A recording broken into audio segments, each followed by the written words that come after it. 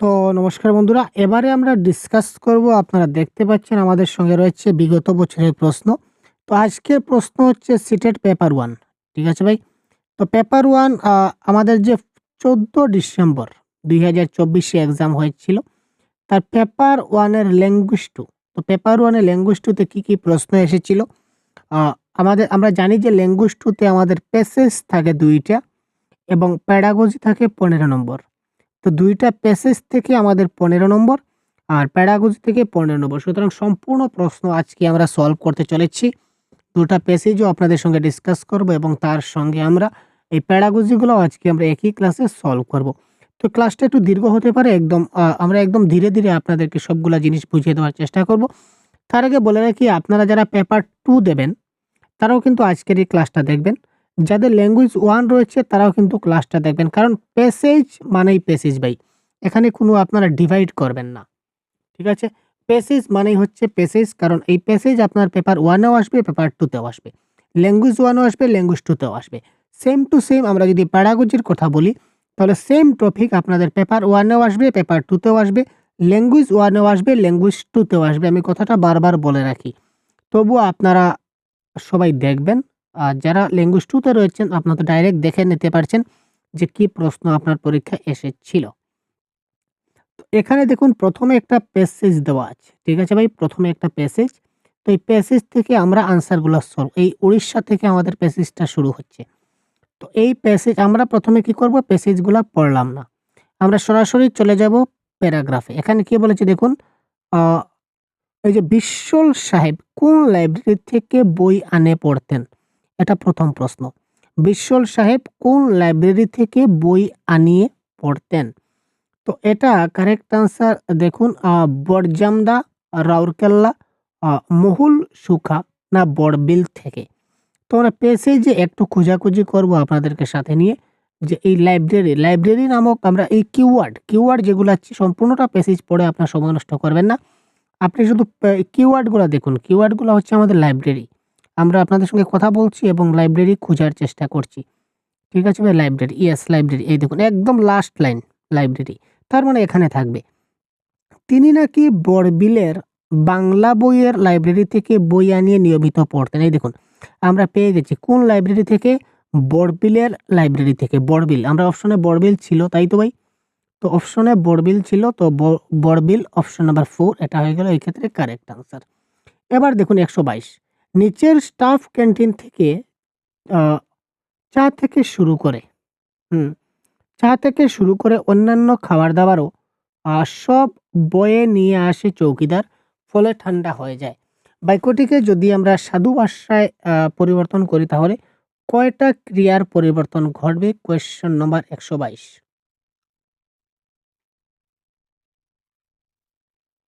এটা correct answer আমাদের কি হয়ে যাবে? এখানে ৪ টা হবে কারেক্ট আনসার। ঠিক আছে? ঠিক আছে ভাই? কারণ এখানে দেখুন, আমাদের কি বলেছে? এই যে সাধু ভাষা বাক্যটাকে যদি সাধু ভাষায় চলিত ভাষায় পরিবর্তন করি, গ্রামারের ক্লাসগুলো আপনারা দেখবেন। তো আমি গ্রামার নিয়ে এখানে ডিসকাস করব না। কারণ অনেক সময় যাবে, এমনিতেই প্যাসেজ থেকে খুঁজতে হবে। তো আপনারা সাধু ভাষা, চলিত ভাষার ক্লাসগুলা দেখে নেবেন। এখানে ক্রিয়াপদ কোনগুলা রয়েছে সেগুলোকে পরিবর্তন করতে হবে। যেমন থেকে, করে, তারপর দেখুন সব বয়ে, সব থাকবে না। এই বয়ে নিয়ে আসে এটা একটা হবে এবং ঠান্ডা হয়ে। এই ৪ টা আমাদের কি হবে? এখানে পরিবর্তন হবে। ক্লিয়ার? বাকিগুলো আপনারা অবশ্যই খুব ভালো করে আপনারা দেখে নিন। আমাদের কনসেপ্টের ক্লাস দেখলেই আপনারা বুঝে যাবেন। কুসুম গাছের পাতা ঝাঁক তীরের মতো উড়ে চলছে। এখানে কোন অলংকারের কথা বলা হয়েছে? যেহেতু এটাও একটা গ্রামারের প্রশ্ন, তো এই গ্রামার কিংবা ব্যাকরণের প্রশ্নগুলো আমরা কি থাকবে না ভাই? এখানে আমরা প্যাসেজে পাবো না, অযথা সময় আমরা নষ্ট করব না। ক্লিয়ার ভাই? আমরা প্যাসেজ দেখব, গ্রামারের গুলো আমরা নষ্ট করব না। এখানে দেখুন, কুসুম গাছের পাতা ঝাঁক তীরের মতো উড়ে। অর্থাৎ এই যে পাতাকে কিসের সঙ্গে তুলনা করা হয়েছে? তীরের সঙ্গে। পাতাকে আমরা এখানে তুলনা করা হয়েছে, কম্পেয়ার করা হয়েছে কার সাথে? তীরের সাথে। যে কুসুম গাছের পাতাটা তীরের মতো উড়ে। তো একটা জিনিসের সঙ্গে যদি আরেকটা জিনিসের তুলনা করা হয়, যখন ওই তুলনা বুঝাবে তখন আমাদের হয়ে যাবে কি ভাই? উপমা অলংকার। ক্লিয়ার? উপমা অলংকার। ঠিক আছে? আর একটাই বর্ণ, একটা বর্ণ যদি বারবার উচ্চারণ হয় যদি সৌন্দর্য প্রকাশ পায় সেটা হবে অনুপ্রাস অলঙ্কার। যেমন চল চপলার চকিত চমকে করেছি চরণ বিচরণ কোথা চম্পক আবরণ। ঠিক আছে? এই যেমন এখানে চ বর্ণটা বারবার ব্যবহৃত হয়েছে বা চ ব্যঞ্জন ধ্বনিটা বারবার ব্যবহৃত হয়েছে। এই ধরনের যদি হয় তাহলে সেটা হবে অনুপ্রাস অলঙ্কার। যমক, যমক মানে একসঙ্গে ২ টা শব্দ ব্যবহার হবে। সেম শব্দ কিন্তু তার অর্থ কিন্তু ২ টা দাঁড়াবে। যেমন ঘন ঘনাকারে ধুলা উড়িল আকাশে। ঘন ঘনাকারে ধুলা উড়িল আকাশে। এখানে ঘন, ঘন ২ বার ব্যবহৃত হয়েছে। কিন্তু ঘন শব্দটা ২ বার ব্যবহৃত হয়েছে কিন্তু তার ২ টা অর্থ আছে। এটা হচ্ছে যমক। ঠিক আছে ভাই? তো এই ধরনের অলঙ্কারের ক্লাস আছে আপনারা দেখবেন। প্রদত্ত গদ্যাংশটিতে ভাষার দিক থেকে সাহিত্যের কোন শাখার পরিচয় পাওয়া যায়? এখানে অপশনে আমরা দেখি ভ্রমণ কাহিনী, শিশু সাহিত্য, প্রবন্ধ রচনা, পত্র রচনা। এই ৪ টা থেকে কোথাও আমরা কিছু ইঙ্গিত পাই কিনা না, আমরা একটু জাস্ট প্যাসেজে আমরা একটু দেখে নেই। ভ্রমণ কাহিনী, ভ্রমণ, শিশু, প্রবন্ধ আর পত্র। এই ৪ টা। এই ৪ টা রিলেটেড। ৪ টা রিলেটেড আমরা কিছু আ পাই কিনা না একবার দেখেন। এই দেখুন। বাংলোর বারিন্দাতে বসে তোকে চিঠি লিখছি। অর্থাৎ তিনি এখানে বসে, বসে কি করছেন? চিঠি লিখছেন। অর্থাৎ এই যে গদ্যাংশটা ভাষার দিক দিয়ে সেটা কার সঙ্গে কম্প্যারেটিভ? এটা কার সঙ্গে মিলছে ভাই? পত্র রচনার সঙ্গে। কারণ এখানে তিনি চিঠি লিখছেন। তার মানে এখানে রয়েছে পত্র রচনা। তো ডাইরেক্ট প্রশ্ন, ডাইরেক্ট উত্তর। ক্লিয়ার ভাই? লেখক উড়ন্ত পাতার গতির বর্ণনায় কয়টা পাখির সঙ্গে তুলনা করেছিলেন? 125। এবার পাখি, পাখিগুলা আমাদের একটু খুঁজতে হবে। এই দেখুন আমরা পাচ্ছি। উম কোথায় যাচ্ছে ভাই? এগুলো হচ্ছে পাতার নাম। আচ্ছা, নানারঙ্গা শাল গাছের পাতা, আম পাতা, চা পাতা। তো পাতা মানে এখানে পাখি আছে। কোথায় আছে? এই দেখুন। তিনি কি করছেন? ধনেশ কি টিয়ার ঝাঁকের চেয়ে অনেক বেশি গতিতে, অর্থাৎ এখানে তিনি ২ টা পাখির কথা বলেছেন। আর তো পাখি দেখতে পাচ্ছি না। আ এই ধনেশ বা টিয়া পাখি। এখানে তিনি ২ টা পাখির কথা বলেছিলেন যে ধনেশ পাখি না টিয়া পাখি, ২ টা পাখি। তো এখানে ২ অপশন কোথায় আছে? এই দেখুন ২ টা পাখির কথা বলেছেন, ধনেশ পাখি এবং টিয়া পাখি। সুতরাং এখানে কারেক্ট আনসার হবে ২ টি। ক্লিয়ার? উড়িষ্যার জঙ্গল, পাহাড় ঘেরা মহল শোকাতে লেখক কেন এসেছিলেন? প্রকৃতি উপভোগ করতে, খনি পরিদর্শনে, কর্মসূত্রে নাকি সরকারি কাজে?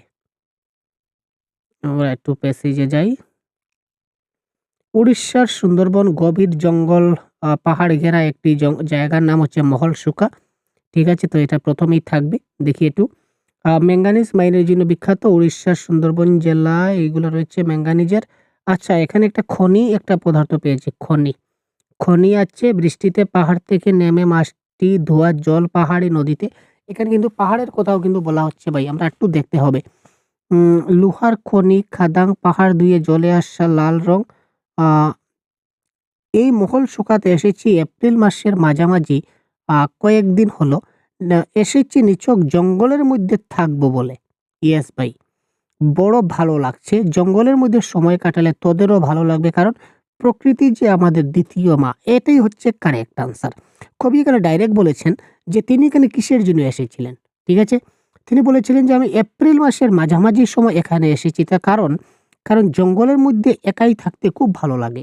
তোমরাও জঙ্গলের মধ্যে থাকো, তাহলে তোমাদেরও ভালো লাগবে। কারণ প্রকৃতি হচ্ছে আমাদের দ্বিতীয় মা। অর্থাৎ তিনি প্রকৃতিকে প্রেম করার জন্য এসেছিলেন। অর্থাৎ প্রকৃতি রিলেটেড বা জঙ্গল রিলেটেড যেটা অপশন হবে এটাই হচ্ছে কারেক্ট। এই দেখুন, এখানে হচ্ছে প্রকৃতি উপভোগ করতে ১২৬। ঠিক আছে? তো এই প্রকৃতি উপভোগ করতে এটা হবে এই ক্ষেত্রে কি কারেক্ট আনসার।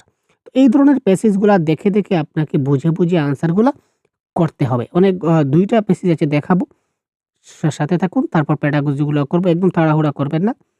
কুড়ারি নদীর জলের রং কি? কুড়ারি নদী। এবার কুড়ারি নদী আমাদের খুঁজতে হবে প্যাসেজে কোথায় আছে। কুড়ারি নদী। কুড়ারি শব্দটা খুঁজুন তো ভাই আমার সঙ্গে। ইয়েস, ইয়েস, ইয়েস, কুড়ারি। এই দেখুন কুড়ারি পেয়ে গেছি, কুড়ারি। নদীর নাম কুড়ারি। ইয়েস, নদীর নাম কুড়ারি। তবে জল এখানে লাল নয়, কালোই। অর্থাৎ কুড়ারি নদীর যেটা জল, জলের রংটা কি ভাই? জলের রংটা হচ্ছে কালো। এখানে কালো হবে কারেক্ট আনসার। এখানে অপশন নাম্বার 4 কালো এখানে আমাদের কারেক্ট আনসার দাঁড়াচ্ছে। এসেছি নিছকই জঙ্গলের মধ্যে থাকবো বলে। এখানে জঙ্গলের মধ্যে কোন কারক? এটা হচ্ছে ১২৮ নম্বর প্রশ্নের কারেক্ট আনসার কি দাঁড়ায় আমরা দেখি। আ কারক এখানে বলছি জঙ্গলের মধ্যে ১২৮ কি হতে পারে? আচ্ছা, এই প্রশ্নের কারেক্ট আনসার গুলা কি হতে পারে? ১২৮ কারকের প্রশ্ন আমরা তো কারকের অনেকগুলা ক্লাস করেছি। তো আপনারা আশা করি সবগুলা দেখেছেন। তো বলুন তো এই প্রশ্নের কারেক্ট আনসার কি হতে পারে? এসেছি নিছকই জঙ্গলের মধ্যে থাকবো বলে। এই জঙ্গলের মধ্যে এটা কোন কারক? অর্থাৎ আমরা যখনই কোথায় দিয়ে প্রশ্ন করি, হুম, কোথায় দিয়ে যখন আমরা প্রশ্ন করি তখন যে উত্তর পাই সেটা হয় আমাদের অধিকরণ কারক। ক্লিয়ার ভাই? অধিকরণ কারক। তো এখানে বলেছে নিছকই এসেছি জঙ্গলের মধ্যে থাকবো বলে। তো কবি কোথায় এসেছিলেন? কোথায়? তিনি জঙ্গলে এসেছিলেন। তো কোথায় দিয়ে প্রশ্ন করছি তার মানে ১২৮ এর option number 2 is the right answer. তারপর ১২৯। আচ্ছা, ১২৯ বলতে আমাদের প্যাসেজটা পরিবর্তন হয়ে গেছে। এবার আরেকটা প্যাসেজ। তো আরেকটা প্যাসেজ থেকে বাকি প্রশ্নগুলা করতে হবে ১২৯। আচ্ছা, ১২৯। প্রদত্ত গদ্যাংশটি পড়লে মেসিডন নগরীর বর্ণনা থেকে বোঝা যায়, প্রদত্ত গদ্যাংশটা যদি পড়ি তাহলে এই মেসিডন একটা নগরী আছে। এই নগরীর বর্ণনা থেকে আমরা বুঝতে পারি এটা একটা ঐশ্বর্যশালী নগরী। আ কপর্দক শূন্য নগরী, বৈভবশালী নগরী নয়, বিত্তশালী নগরী নয়। তো এখানে কারেক্ট আনসার কি হবে আমরা একটু দেখে নেই। খ্রিস্ট জন্মের ৩০০ বছর আগের গ্রিস, মর্মর প্রাসাদ, অট্টালিকা, সুরমা বাগিচা, শোভিত মেডিসিন। শোভিত মানে কি এখানে ভাই? এখানে অনেক অট্টালিকা রয়েছে, প্রাসাদ রয়েছে, অনেক বাগিচা রয়েছে, অনেক সুন্দর সেই নগরীটা। ঠিক আছে? তো এখানে সুন্দরের কথা বলা হচ্ছে। এটা বলেছে বৈভবের নগরী মেডিসিন। আর এখানে বলেছে বৈভবশালী নগরী নয়। একটু এখানে দেখুন। এখানে বলেছে এটা হচ্ছে বৈভবের নগরী মেডিসিন। অর্থাৎ নগরীটা হচ্ছে বৈভবের নগরী। আর এটা বলেছে বৈভবশালী নগরী নয়। তার মানে এই অপশনটা তো আমাদের হচ্ছে না। ক্লিয়ার? তো আল্টিমেটলি তারপর কর্দব বলে এখানে কোনো অপশন আমরা কিছু বুঝতেই পারছি না। বিত্তশালী মানে সম্পদ। তো সম্পত্তি বলতে সামান্য কয়েকটা জিনিস কাঠের পিপের মধ্যে, আর কোনো সম্পত্তি নাই। তার মানে এটা বিত্তশালীও সেটা হচ্ছে না। তো এখানে দেখুন মর্ম প্রাসাদ রয়েছে, অট্টালিকা রয়েছে, সুরম্য বাগিচা রয়েছে, অনেক সুন্দর রয়েছে।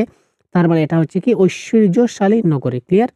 এটা ঐশ্বর্যশালী নগরী ইজ দ্য রাইট আনসার। দিনের বেলায় ডায়োজেনিসকে লুণ্ঠন জ্বালিয়ে ঘুরতে দেখা গেল। তার কারণ তিনি জিজ্ঞাসা করলে তিনি বলেন, চারপাশে বড় আধার, সেই অন্ধকারটা কিসের? তো অমানবিকতা, মানবিকতা, শিক্ষার নাকি বৈভবের? তো কোয়েশ্চন নম্বর বৈভবের তো অন্ধকার নাই, কারণ আগেই জানি। কারণ এখানে বলেছিলাম বৈভব রয়েছে, তার মানে বৈভবের তো অন্ধকার নাই। ক্লিয়ার? উম এখানে শিক্ষকের কোনো অভাব নাই। শিক্ষকের কোনো অভাব নাই। তার মানে শিক্ষার অন্ধকারও এখানে হচ্ছে না। বৈভব এবং শিক্ষা আমাদের ক্যানসেল। ক্লিয়ার ভাই? উম এই লাইনটা কোথায়? আচ্ছা, লাইনটা দেখি। চারপাশে বড় আঁধার, তাই লুণ্ঠন জেলে মানুষ খুঁজতে বেরিয়েছি। আচ্ছা, মানুষ মানে আ কখন মানুষ দিনের বেলা লুণ্ঠন জ্বালিয়ে, এই দেখুন, দিনের বেলাতে আপনি লুণ্ঠন জ্বালিয়ে বেরিয়েছিলেন কেন? দিনের বেলাতে মানুষ যখন লুণ্ঠন জ্বালিয়ে বেরোবে, উম তার মানে এখানে দেখুন, আ সবথেকে অদ্ভুত ব্যাপার, রৌদ্রোজ্জ্বল রাজপথে তিনি লুণ্ঠন জ্বালিয়ে বেরিয়েছিলেন। মাঝে, মাঝে তা উঁচিয়ে ধরে খোঁজার জন্য। ঠিক আছে? অর্থাৎ এই মানুষের মধ্যে যে অমানবিকতা রয়েছে, এখানে এই অমানবিকতার অন্ধকারটা তিনি খোঁজার জন্য, মানবিকতার তো অন্ধকার থাকবে না। তো অমানবিকতার অন্ধকারটা খোঁজার জন্য তিনি এখানে বেরিয়েছেন। কারণ শিক্ষা তো হচ্ছে না, কারণ শিক্ষকের অভাব নাই। তো বৈভব এখানে রয়েছে, অলরেডি আমরা দেখেছিলাম, আগে আপনাদের বলেছিলাম। আগের যেটা প্রশ্ন করেছিলাম এখানে কোথায় ছিল? এই দেখুন, এখানে বৈভবের নগরী বলেছে। তো নগরী বলেছে মানে বৈভব এভেইলেবল। বৈভব যে জিনিসটা, তো এটা তো অন্ধকার এখানে বলতে পারি না। মানবিকতা তো হচ্ছে না। তার মানে অমানবিকতা is the right answer of this question. ডায়োজেনিসের জীবন দর্শন কি ছিল? অধিকতম অপ্রয়োজনীয় বস্তুর মাধ্যমে জীবনযাপন, অধিকতম প্রয়োজন অতিরিক্ত বস্তুর মাধ্যমে জীবনযাপন, ন্যূনতম প্রয়োজন অতিরিক্ত বস্তুর মাধ্যমে জীবনযাপন, না ন্যূনতম প্রয়োজনীয় বস্তুর মাধ্যমে জীবনযাপন। 131 কারেক্ট আনসার আমরা একবার দেখি। উম ডায়োজেনিস।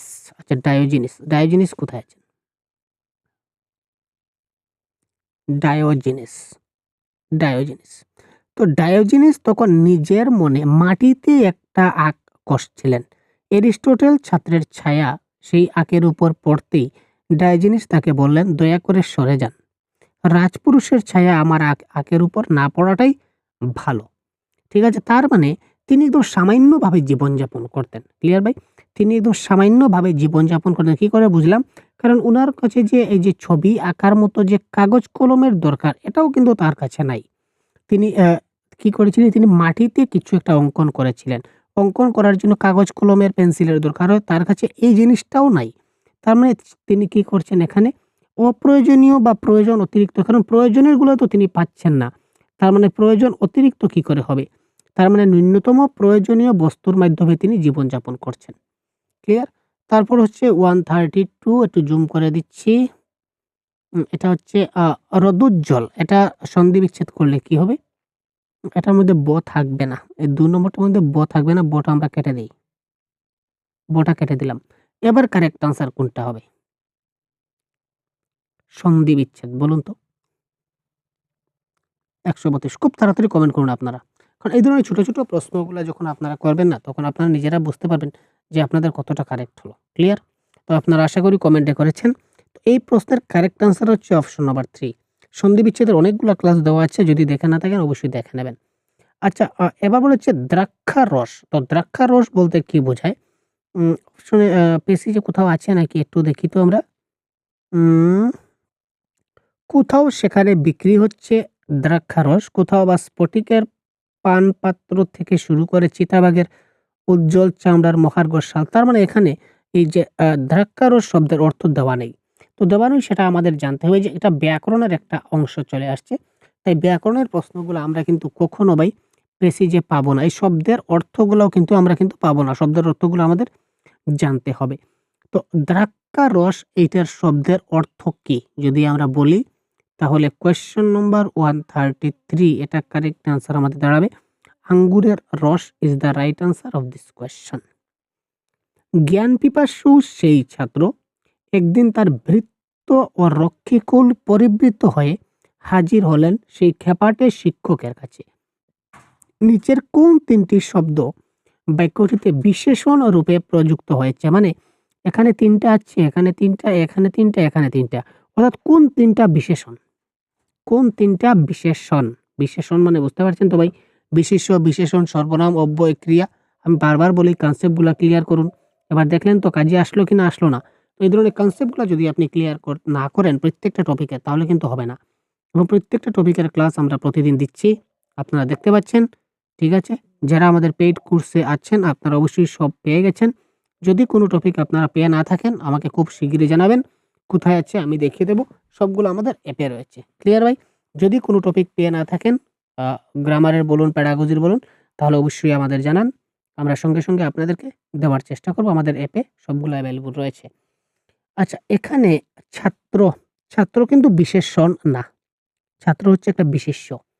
শিক্ষক এখানে বিশেষ্য। এটা হচ্ছে নাউন। এটা বিশেষণ নয়। তার মানে অপশন নাম্বার এই ২ টা কিন্তু এখানে কারেক্ট আনসার হচ্ছে না।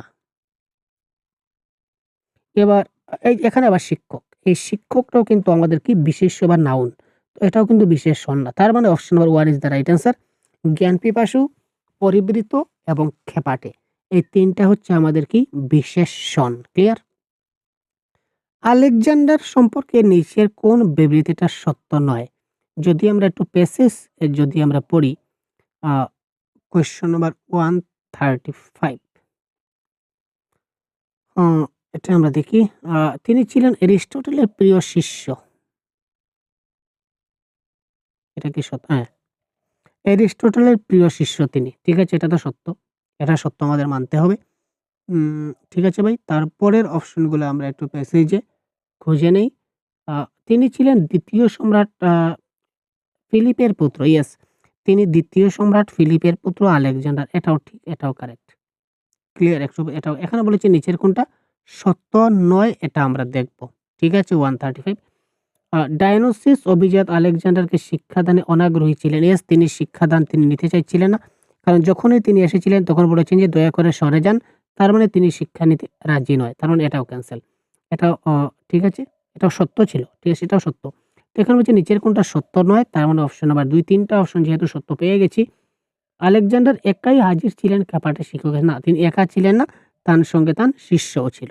ক্লিয়ার? অ্যারিস্টটলের প্রিয় শিষ্য তার সাথে ছিল, তিনি একা ছিলেন না। তার মানে এই বিবৃতিটা এখানে সত্য নয়। তো এই ধরনের প্রশ্ন কিন্তু আপনাদের প্যাসেজ থেকে আসে। তো বুঝা গেল? গ্রামারগুলা দেখলেন এবং প্যাসেজ থেকে লেটেস্ট একদম লাস্ট এক্সামে কি ধরনের প্রশ্ন এসেছিল এটা দেখলেন।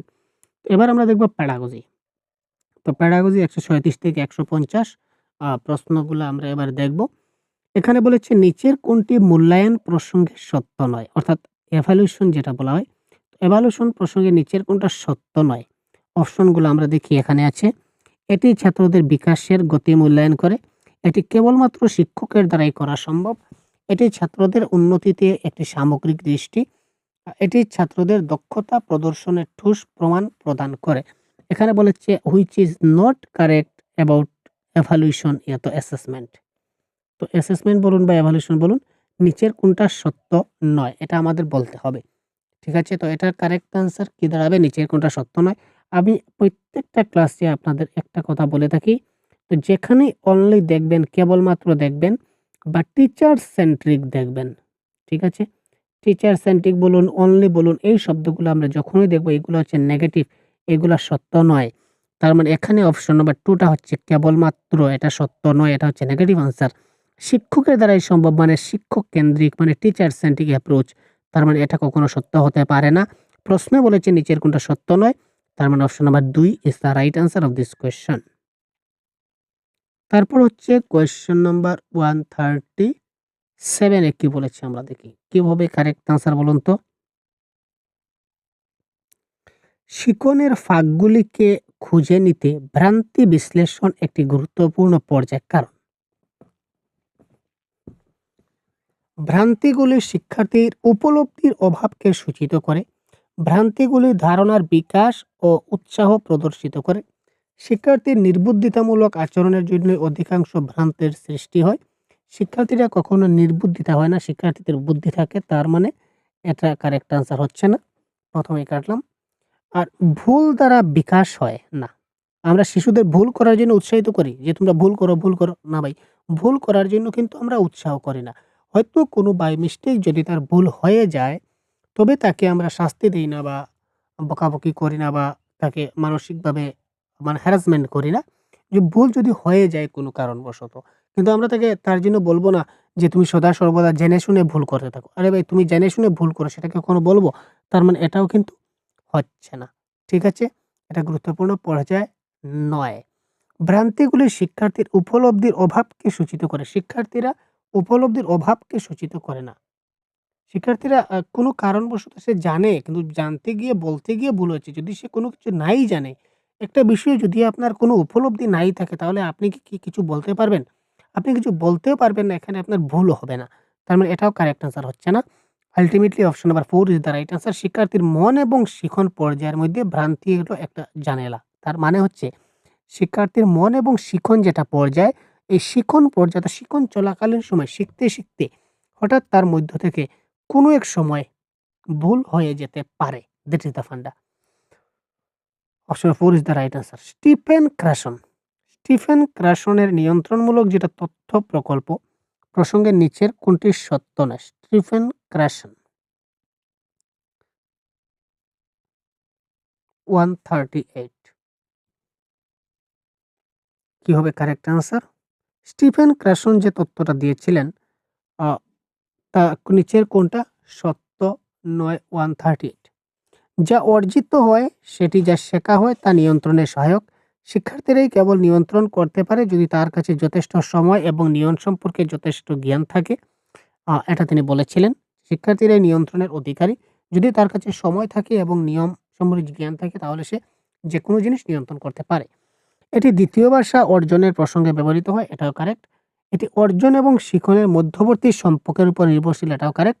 কিন্তু তিনি এই যে অর্জিত হয় সেটি যা শেখা হয় তা নিয়ন্ত্রণের এটা তিনি বললেন না। তিনি বলেছিলেন যে অর্জিত এবং শেখা টোটালি আলাদা জিনিস। যদি তার মধ্যে এই ব্যাপারে যথেষ্ট জ্ঞান থাকে তবে সেই জিনিসটা শিখতে পারে। সুতরাং option number 1 is the right answer of this question. নিচের কোনটি গঠনমূলক মূল্যায়নের উদাহরণ নয়? 139 গঠনমূলক মূল্যায়নের উদাহরণ মানে ফরমেটিভ অ্যাসেসমেন্ট। এবার নিচের কোনটি আমাদের ফরমেটিভ অ্যাসেসমেন্টের ক্ষেত্রে সত্য নয় সেটা আমরা বলব ফরমেটিভ অ্যাসেসমেন্ট।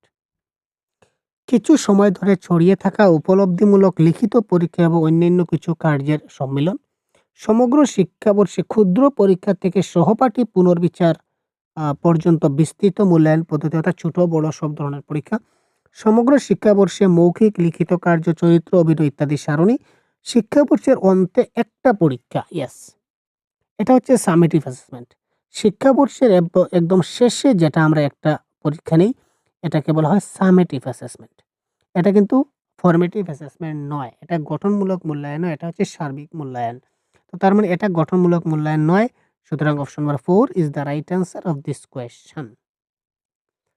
যখন একজন প্রথম পাঠক একটি বিশেষ পাঠ ভিত্তিক বিষয়কে অনুভব করতে পাঠের বিষয় এবং সাংস্কৃতিক দৃষ্টিভঙ্গি ইত্যাদি সম্পর্কে তার সাধারণ জ্ঞান ব্যবহার করে, তখন এটিকে কি বলা হতে পারে? যখন একজন প্রথম পাঠক একটি বিশেষ পাঠ ভিত্তিক বিষয়কে অনুভব করতে প্রথমে তিনি পাঠের বিষয়টা জানলেন, তারপর পাঠের সাংস্কৃতিক দৃষ্টিভঙ্গিটা জানলেন, তারপর তার থেকে তিনি সাধারণ জ্ঞান ব্যবহার করলেন, তখন এটিকে আমরা কি বলবো? 140।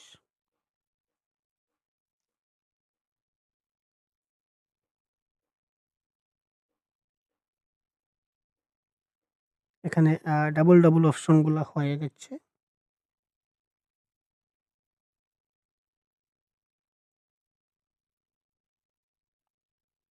না, ঠিক আছে, ঠিক আছে। আচ্ছা, বটম ডাউন বলে কিছু হয় না। আর টপ আপ বলে কিছু হয় না। ক্লিয়ার? হয়তো বটম আপ নতুবা টপ ডাউন। ক্লিয়ার ভাই? তো এখানে কারেক্ট আনসার হচ্ছে টপ ডাউন অ্যাপ্রোচ। ঠিক আছে? প্রথমে তিনি সম্পূর্ণ পাশের বিষয়টা জানলেন, তারপর সাংস্কৃতিক দৃষ্টিভঙ্গি জানলেন, তারপর সাধারণ জ্ঞান জানলেন। সেটা হবে টপ ডাউন অ্যাপ্রোচ। তো টপ ডাউন এবং বটম আপ সম্পর্কে আমি কনসেপ্টটা ক্লাস দিয়েছি। আপনারা দেখলে সম্পূর্ণটা অবশ্যই বুঝে যাবেন। নিচের কোনটি পাঠভিত্তিক উপলব্ধি এবং শব্দতালিকা বিকাশের সহায়ক নয়? শিশুরা শব্দতালিকা শিখতে তাকে সাহায্য করবে না। কোন জিনিসটা তাকে শব্দতালিকা শিখতে সাহায্য করবে না বা পাঠভিত্তিক উপলব্ধি করতে তাকে সাহায্য করবে না? 141 is which is the right answer?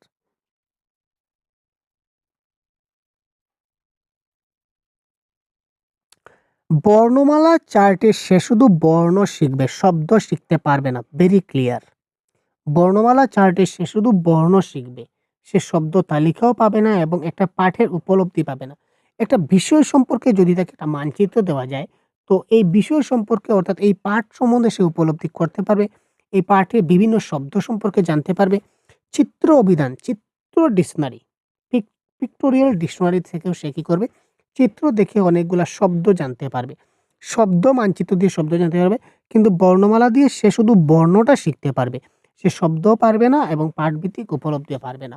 তো এখানে বলেছে সহায়ক নয়, তার মানে option 4 is the right answer.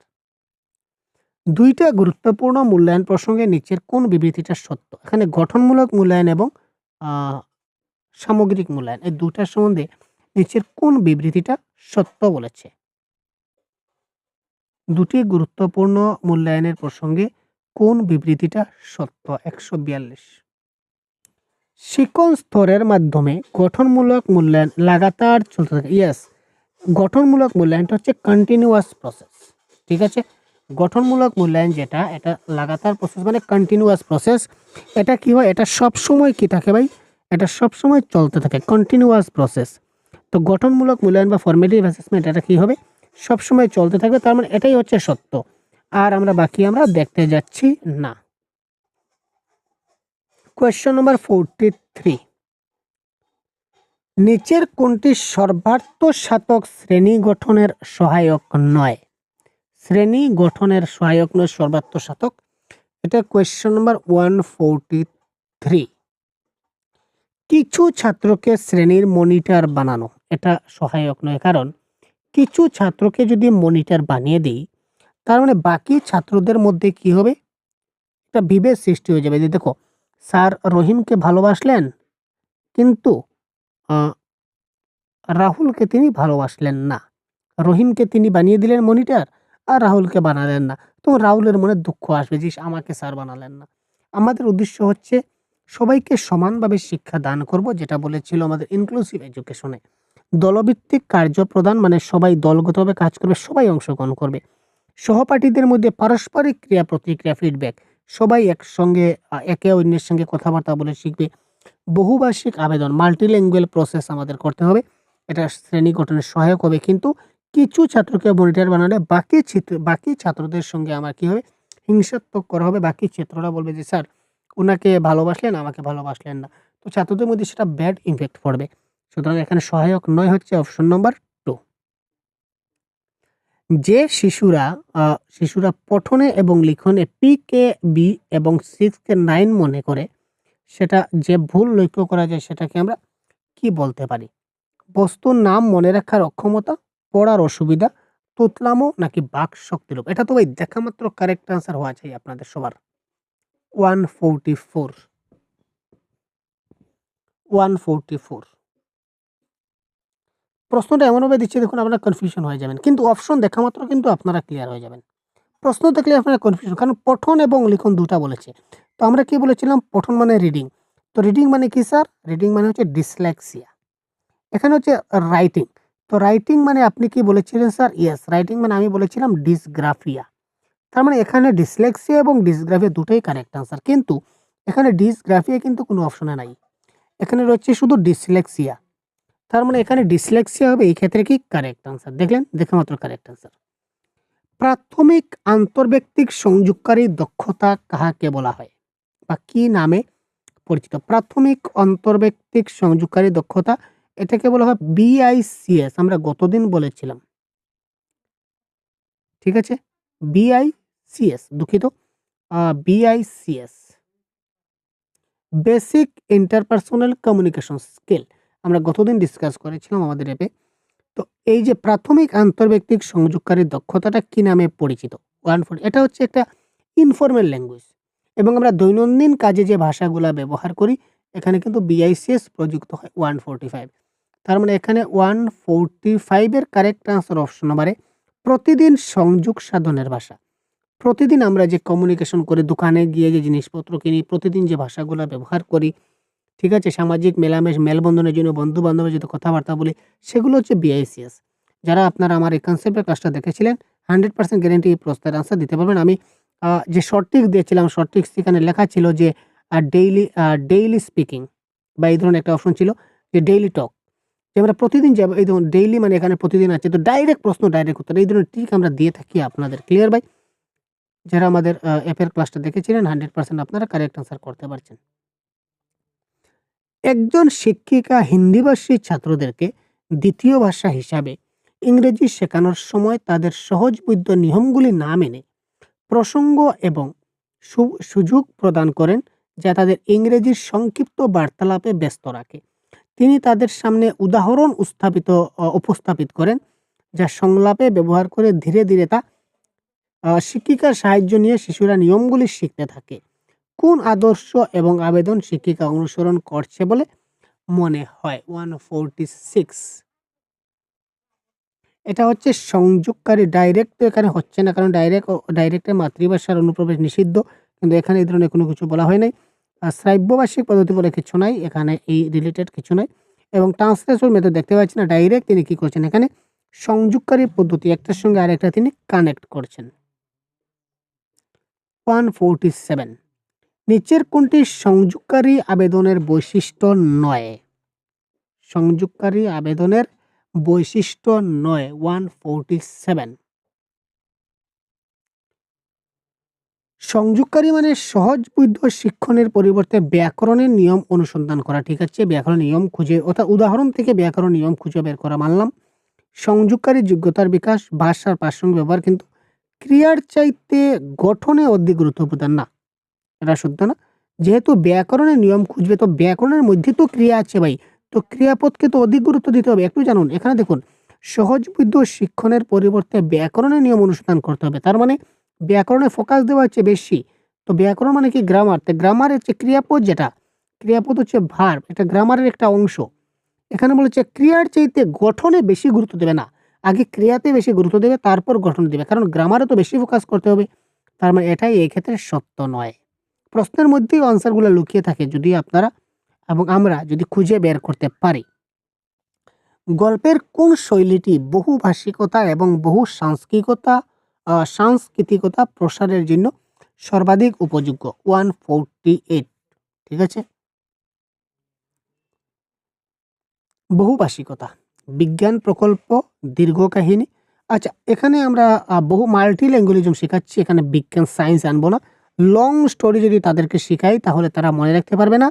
আত্মজীবনী, সেখানে বহু ভাষা নাও হতে পারে, কিন্তু লোককথা যখন বলে, অর্থাৎ মৌখিক কথা যেগুলা বলা হয়, এগুলোর মধ্যে কিন্তু বহুভাষিকতা থাকে এবং বহু সাংস্কৃতিকতা এখানে থাকে লোককথার মাধ্যমে, অর্থাৎ ডায়লগ, আমরা যদি বলি ডায়লগ, ফ্রেজ অ্যান্ড আইডমস, এগুলোর মাধ্যমে শিশুদেরকে খুব তাড়াতাড়ি প্রসার ঘটানো যায় বহুভাষিকতার ক্ষেত্রে।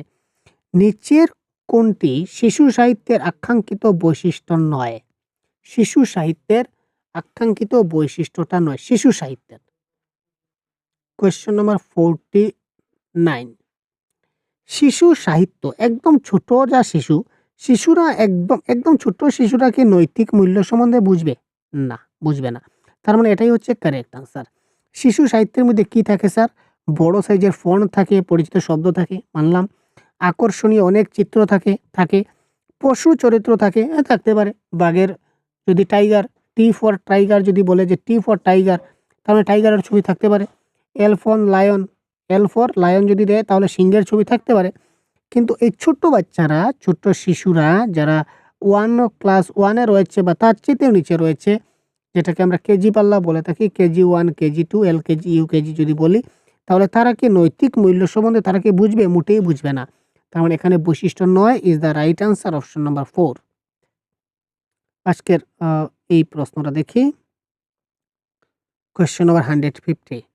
নিচের কোনটি শিখনের জন্য গুরুত্বপূর্ণ বিবেচিত হয় না? নিচের কোনটি শিখনের একটি গুরুত্বপূর্ণ ক্ষেত্র বলে বিবেচিত হয় না? তো বলে রাখি, এই সম্পূর্ণ পিডিএফ, আমি যে পিডিএফ থেকে বর্তমানে ক্লাস করছি আপনারা দেখতে পাচ্ছেন, এই পিডিএফে 2012 থেকে শুরু করে 2024 পর্যন্ত সবগুলা প্রিভিয়াস ইয়ার কোয়েশ্চন এখানে রয়েছে। আপনারা এই সবগুলা প্রিভিয়াস ইয়ার কোয়েশ্চন আপনারা এই পিডিএফ থেকে পেয়ে যাবেন। ঠিক আছে, সঙ্গে বাংলা প্যাডাগজির বেসিক কনসেপ্টগুলো রয়েছে। তো একদম সাধারণ কনসেপ্টগুলো রয়েছে, মানে একদম বিস্তারিত নয় ভাই, সংক্ষিপ্ত আকারে রয়েছে। তো এটার প্রাইস পড়বে 179। ভিডিও ডেসক্রিপশনে লিঙ্ক দেওয়া থাকবে, আপনি এখানে ক্লিক করে এই পিডিএফটা আপনি পারচেজ করতে পারেন। তাছাড়া বাংলা ভাষার আমাদের আরও অনেক বই, গাইড, 100% নোটস আপনাদের রয়েছে। যদি প্রয়োজন মনে করেন তাহলে অবশ্যই আপনারা আমাদের এই নম্বরে যোগাযোগ করতে পারেন, বা সহজগুরু অ্যাপে আমাদের ক্লাস চলছে, কন্টিনিউ সিরিজ চলছে, আপনারা জানেন, সবাই জয়েন হয়ে গেছেন জানি। তো যদিও কেউ জয়েন বাকি থাকেন তো খুব তাড়াতাড়ি জয়েন হয়ে যান।